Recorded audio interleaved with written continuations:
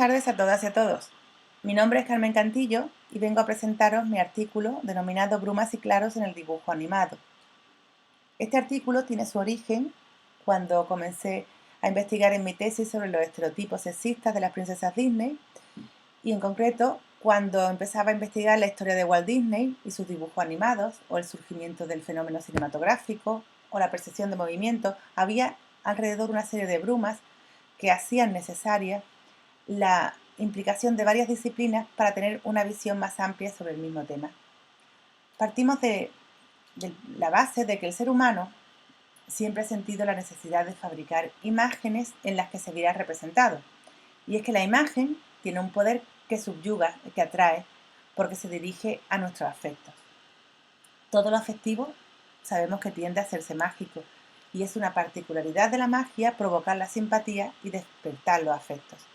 Pero ¿dónde podemos ir a buscar el sentido de esas primeras imágenes? Marc Azema, cineasta y doctor en prehistoria, defendió la tesis de que los dibujos animados ya se habían inventado en la prehistoria. Desarrolló esta hipótesis mediante la visualización de algunos grabados en el Valle de Coa, en Portugal, donde aparecían varias imágenes superpuestas que daban la sensación de movimiento para representar la copulación de dos bisontes. Posteriormente, en la cueva de Chauvet, situada al sur de Francia, en el año 1994, se encontraron las pinturas rupestres más antiguas de la historia. Esta cueva había permanecido oculta durante miles de años porque una gran roca del acantilado había taponado la entrada. En su interior se encontraron cientos de pinturas de especies de animales de la era glacial en un excelente estado de conservación. Y junto a las pinturas también aparecieron símbolos abstractos de más de 30.000 años de antigüedad, que hacen suponer que se trataba de pinturas de tipo ritual y mágico. Pero lo verdaderamente sorprendente no son las imágenes ni su conservación, sino la técnica con la que fueron diseñadas. Estas líneas que antes comentábamos estaban trazadas en capas que se adaptaban a los contornos de la roca para crear un efecto de profundidad en las propias figuras. Incluso estas rocas parece que habían sido pulidas previamente para conseguir un efecto de volumen en los dibujos que allí se veían representados.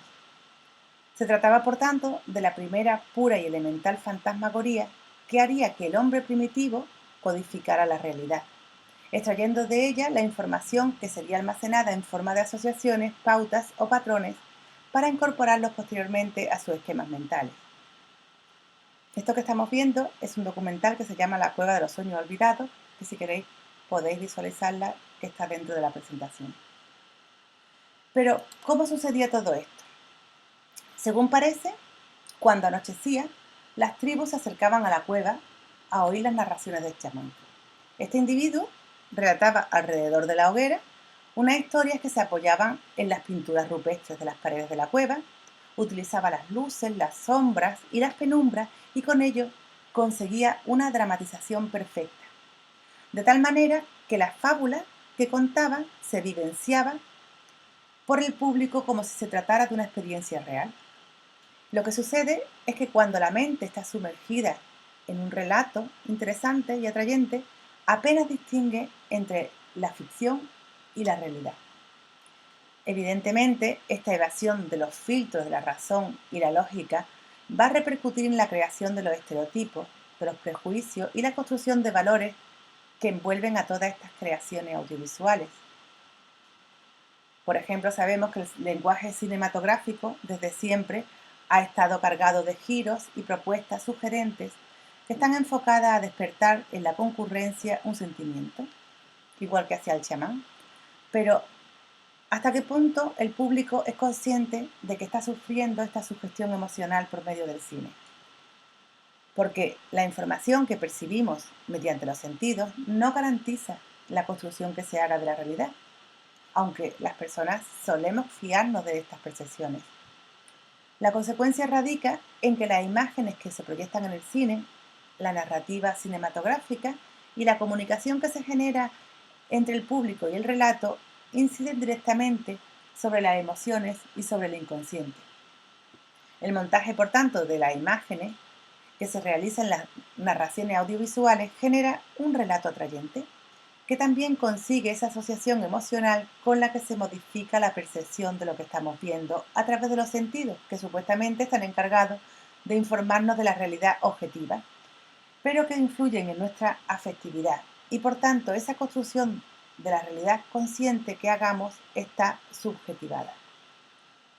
Las nuevas producciones de los relatos ficcionales que hay en la cultura de la pantalla también tienen esas modificaciones de la percepción de la realidad.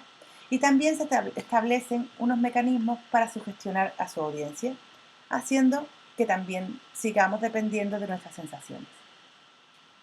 Existen métodos de sugestión que se utilizan para conducir conversaciones o para influir en la toma de decisiones. Por lo tanto, las emociones, las sensaciones, no son algo que sea intangible, sino que se pueden visualizar y se encuentran localizadas en el condicionamiento emocional que se encuentra en las neuronas, en un conjunto de neuronas denominado amígdala, que está en los lóbulos temporales del cerebro. Por lo tanto, se demuestra que las emociones se procesan independientemente de los hechos a los que están asociadas. En definitiva, encontramos que cualquier experiencia emocional que influya en la memoria va a condicionar nuestra percepción y nuestras actuaciones futuras. Por lo tanto, ante esta premisa hay que estar pendientes para analizar cómo las imágenes y en concreto cómo las narrativas cinematográficas nos predisponen a tomar decisiones y sobre todo cómo moldean la identidad. Pero, ¿qué es una emoción? Una emoción es un estado afectivo que se pone de manifiesto mediante una reacción subjetiva ante un estímulo externo. En la emoción están implicadas las creencias, los conocimientos y las actitudes sobre el mundo. Y su objetivo es el de valorar y el de percibir una situación concreta. Pero las emociones no son algo que no se percibe, es algo que se ha conseguido visualizar. Y esto se ha hecho gracias a la utilización de tomografía cerebral, donde se ve que se genera una pauta de actividad muy intensa en la parte del cerebro que está asociada a las emociones. Vemos en esta imagen cómo se activan las zonas de la corteza prefrontal relacionadas con las emociones. En esta ocasión estamos ante la evidencia de un experimento relatado por Néstor Braidot, experto en neuromarketing, y que está basado en las reacciones neurológicas producidas ante los estímulos de la visualización de la marca Disney. Vemos que la imagen cobra vida y se ve representada en esa zona sombreada en amarillo y está asociada a las distintas imágenes sensoriales y afectivas que se forman en el cerebro, precisamente a partir de la visualización o del recuerdo de esta imagen. Las empresas publicitarias y sobre todo las que se sitúan en el ámbito mercantil de la imagen audiovisual están desarrollando toda esta idea y han llegado a estudiar hasta el más mínimo detalle de sus narrativas para conseguir la total fidelización y compromiso con sus clientes.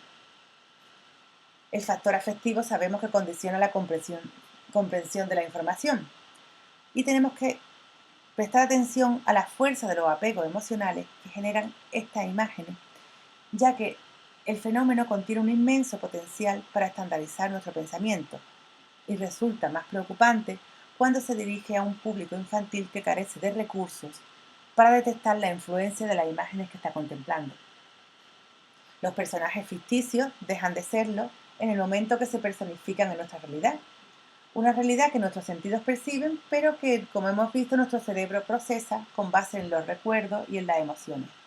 De ahí la influencia que estas imágenes inocentes pueden provocar en la conducta, ya que ejercen un desmedido poder de adoctrinamiento que trasciende del ámbito informal y que tiene una fuerte incidencia en la construcción de la identidad.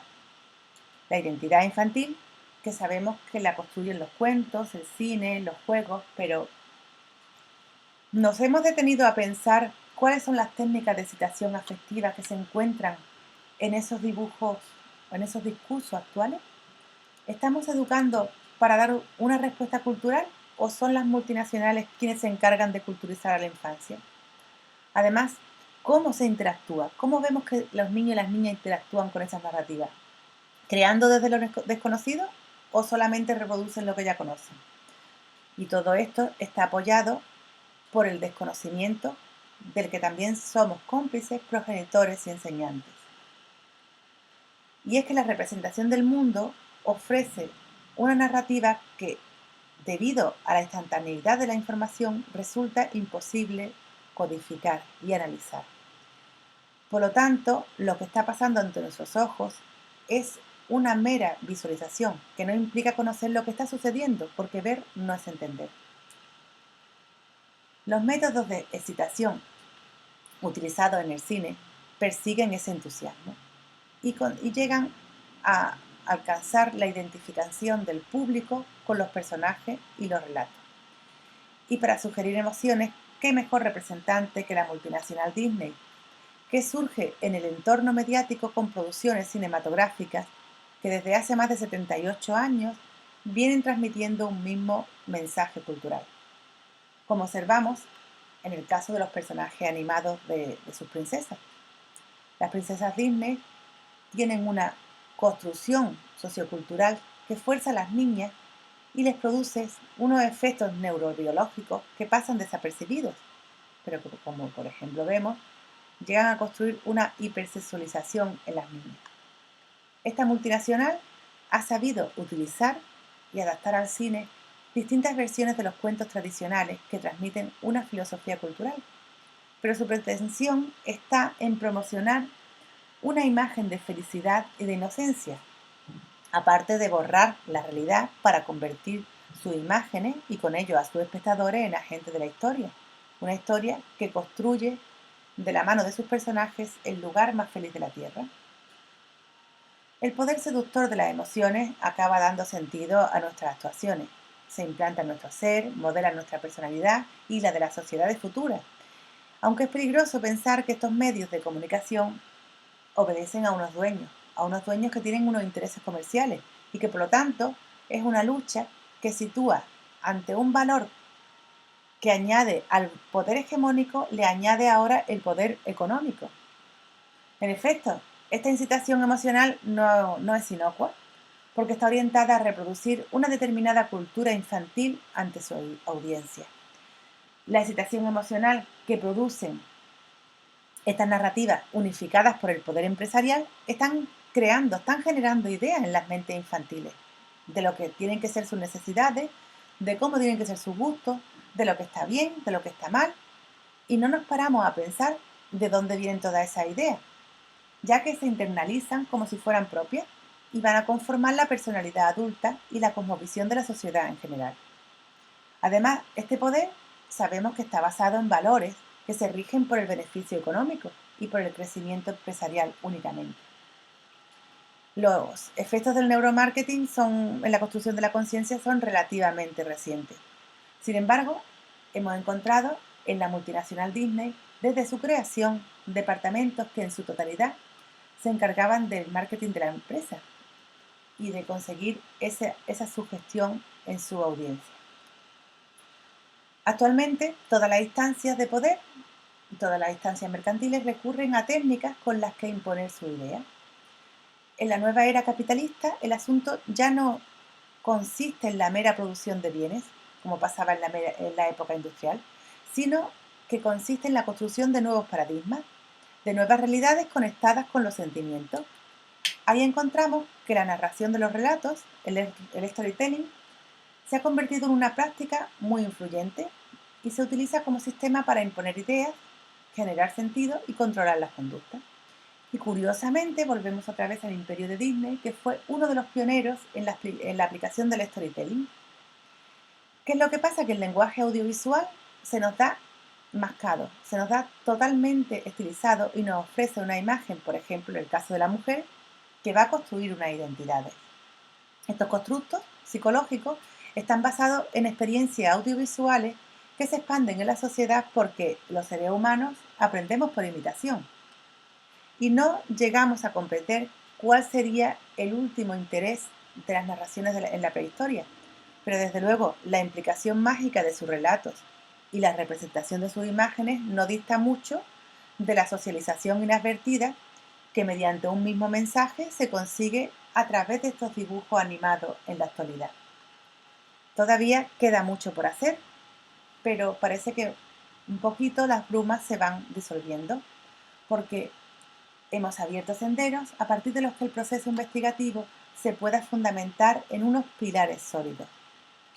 Así que la idea consiste en evitar que la educación y la cultura sean tratadas una vez más como una mercancía. Y la lectura ahora va a consistir en leer más allá de las intenciones de sus creadores. No tenemos que quedarnos en el marco de las propias lecturas, ya que la lectura, la narrativa, sea audiovisual o como sea, tiene que incitar a la actividad, a la crítica, a la participación y a la creación. Muchas gracias.